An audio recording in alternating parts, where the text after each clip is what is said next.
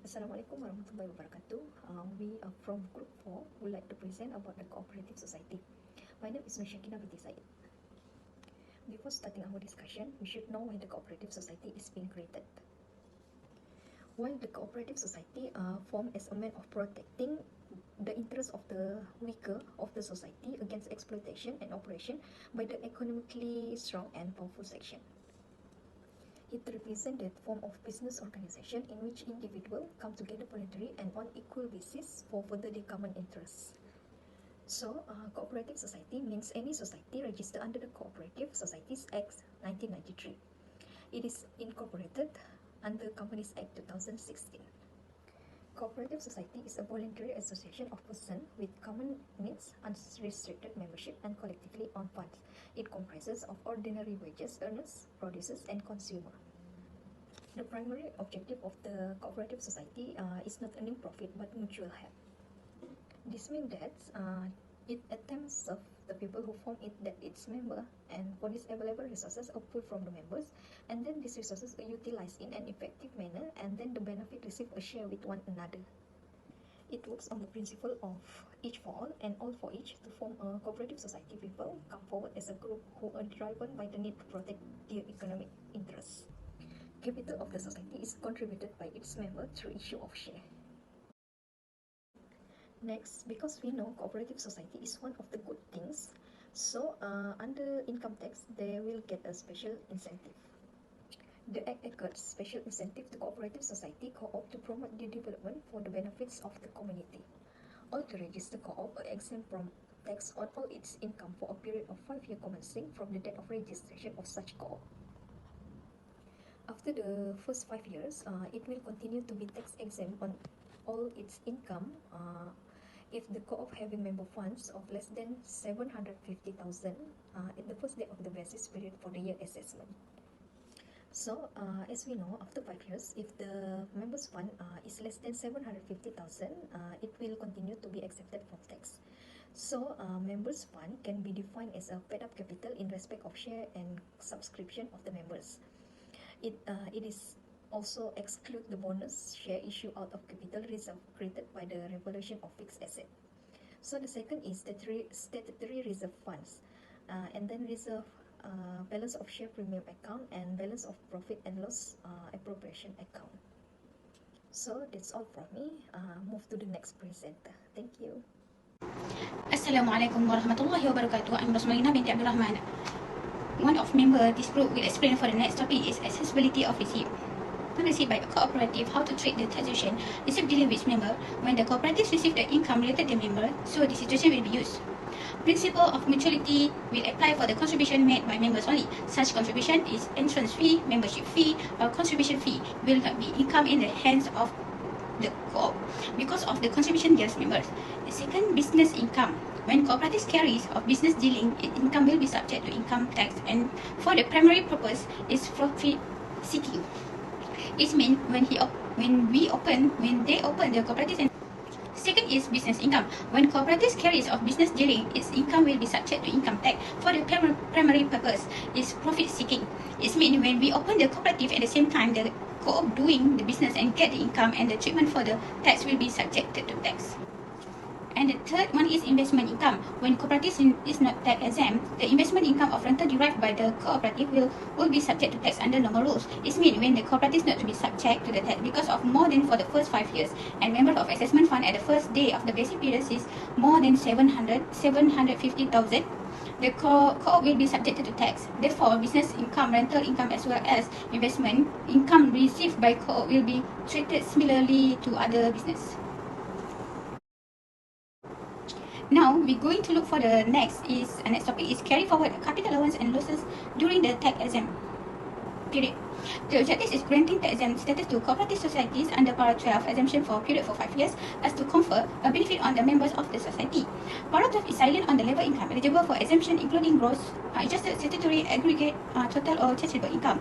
However, if the cooperative society has incurred loss, the issue is whether the cooperative is permitted under the Act to carry forward the business loss, which were specifically allowed under as Section 43(2) and 44(2) of the Act. Whether in been utilized, capital allowance can be set off against adjusted income in the future year assessment also arise. Thank you. Hai, Assalamualaikum warahmatullahi wabarakatuh. I'm Siti Fatimah binti Hamdan. I will present for the special deduction for cooperative society. The chargeable income of cooperative society is complete in the manner of as in Section 5 of the ITA 1967. Expenses allowable in the statutory income of cooperative society are expenses whole and exclusive. Incurred the production of income. Expenses domestic and capital in nature are not allowable.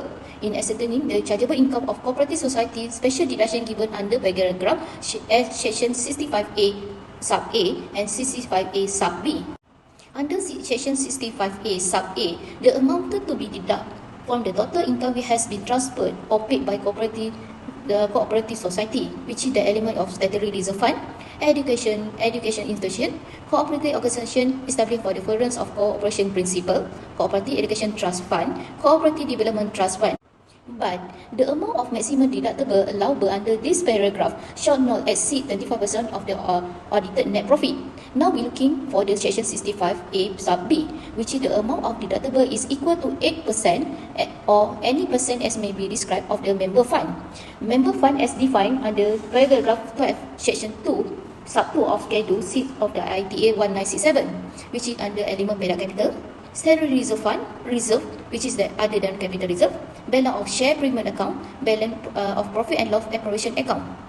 Okay, now we're looking for under principle of cooperation society under section 65A sub A. Okay, under principle of cooperative society, it must be the member is volunteer and open membership. Second, democratic management. Third, limited return on capital contributed by member. Equitable provision of profit. Promotion of cooperative education. Active cooperation among registered cooperative society. Okay, now we're looking for the competition format. For the competition format special deduction, which is the element is total income less for the special deduction. The special deduction inclusive of under 65A sub A, which is amounted transferred to various funds, section 65AA, or 25% net profit. Which one is lowest? We select for which one is lowest. Second deduction is 8% of member fund under section 65B. After we total income less to the special deduction inclusive of two this section 65A and 65B, they will be come out for the chargeable income. Okay, for the under section 65AB, the exemption under schedule 6 of the ITA 1967, which is that a newly registered cooperative society A exempt from the tax or any income for a period for 5 years commencing from the date of registration under subparagraph 12 sub 1 section A of schedule 6 of the ITA 1967. The second exemption is a corporation society which has been registered for more than 5 years is exempted from the tax only if the member fund as the first day of the basis periods of the year assessment is less than 750,000 under subparagraph 12 element 1 sub B of schedule of 6 of ITA 1967. Now we're looking for the example illustration to more understanding how the deduction will deduct under computation of tax chargeable. Okay, now next I will explain for the dividend paid by a cooperative society paragraph 12 is schedule 6 of the ITA 1967.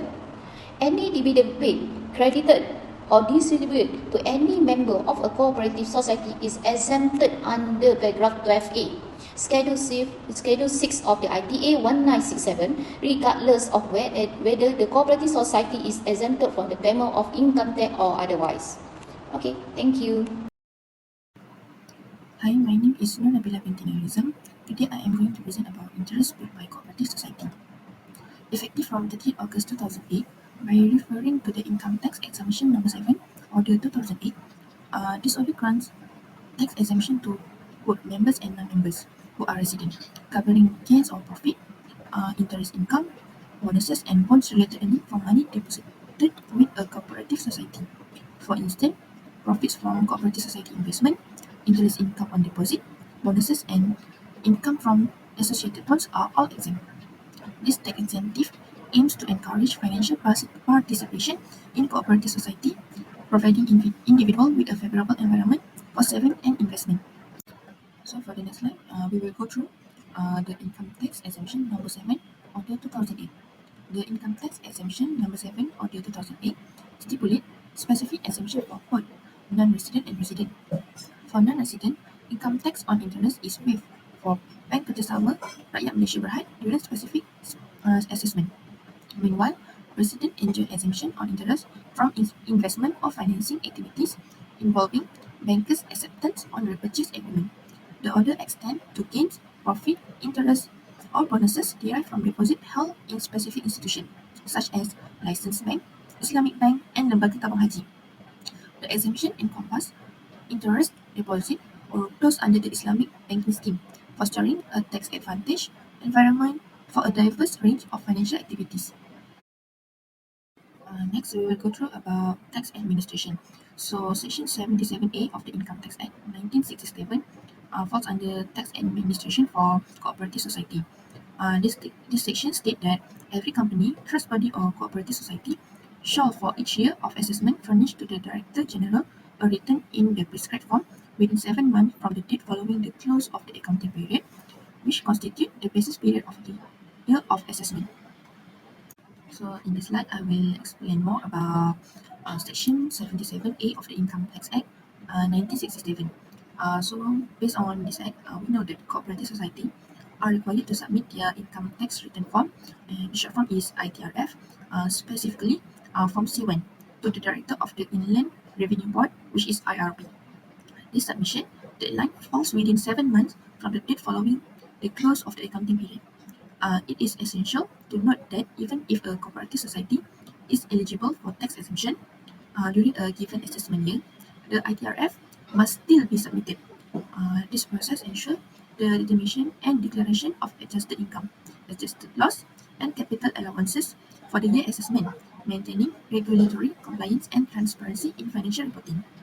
Thank you, Nabila, for explaining on interest pay and tax administrative. Before I begin, my name is Yohada and I will explain on the real property gains tax. The disposal of real property of RPC shares by cooperative society will be taxed at the following rates. As you can see, there is a new tax rate with effect from 1st January 2022. However, for the holding period of property from less than 3 years, 4 years, and 5 years, the amount of tax rate is remain the same, which is 30%, 20%, and 50% respectively. However, if the holding period of property is more than 5 years, in 2022, it will be taxed at 10%. So there is also an exemption under the Para 12 Schedule 6 of the ITA 1967. If the company is newly registered, it will be exempted from tax on any income for a period of 5 years from the date of registration. However, if has been registered more than 5 years, it will still get the exemption if the member fund amount is less than 750,000. But let's say if the fund amount on the 6 years is more than 750,000, so it will be taxed at the tax rate that I have explained. Now we will move forward for the example. So an example is a cooperative society company was registered on 1st January 2015 and process its account on 31st December every year. So this is the table shows the amount of audited net profit, payment to a cooperative educational fund, and the tax status. As I mentioned earlier, the newly registered will get 5-year exemption, which is from 2015, 16, 17, 18, and 19. So the YA 2019, the tax status is an exemption. However, for 2020 and 2021, since it is more than 5 years, it will not get exemption. But since the audited net profit is less than 750,000, it will still get the exemption as well. However, for 2022, since the amount of audited net profit is exceeds 750,000, we need to calculate the chargeable income. So how to calculate the chargeable income is we take the net profit amount minus with the amount transferred to cooperative educational fund or compared to 25% of net profit, and we need to take the lowest amount. So the amount of chargeable income is 675,000, and then for RPGT tax rate we need to take 10% because it's already more than 5 years. So the amount of RPGT is 67,500. The last topic of cooperative society is tax rate. A cooperative society is chargeable to tax at the scale rates as provided in Part 4 of Schedule 1 of the ITA 1967.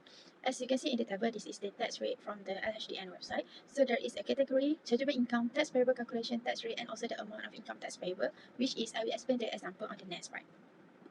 Now I will explain on how to calculate the tax payable amount. As the example that I have shown earlier, we already have the chargeable income for the YA 2022, which is 675,000. So how to calculate the tax payable amount is we need to refer to the tax rate table that I have shown, which is for the 675,000, it falls under category G. So how to calculate? We need to take the first amount, which is 500,000. It will be taxed at 83,500, and then the remaining is 675,000 need to be deducted with the first 500,000, and we will get the amount of 175,000 will be taxed at 23%, and then the amount is 40,250 ringgit. So the total tax payable is 123,750 ringgit. So it is also applicable to any of chargeable income. So you need to always refer on the tax rate table for you to calculate the amount of tax payable.